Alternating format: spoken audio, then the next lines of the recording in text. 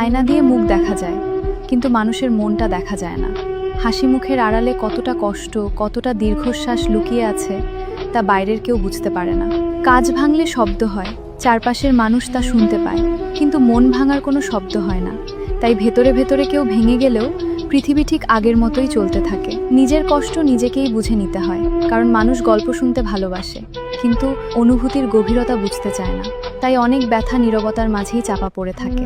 কখনো কখনো খুব ইচ্ছে করে কেউ একজন এসে জিজ্ঞেস করুক, তুমি সত্যিই ভালো আছো তো? কিন্তু বাস্তবতা হলো সবাই হাসিটা দেখে, ভেতরের কান্নাটা কেউ দেখে না। তাই এখন শিখে গেছি, নিজের কষ্টগুলো নিজেকেই বহন করতে হয়।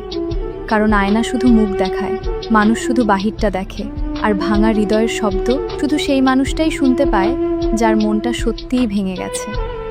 কাঁচ ভাঙলে শব্দ হয়, কিন্তু মন ভাঙার কোনো শব্দ হয় না।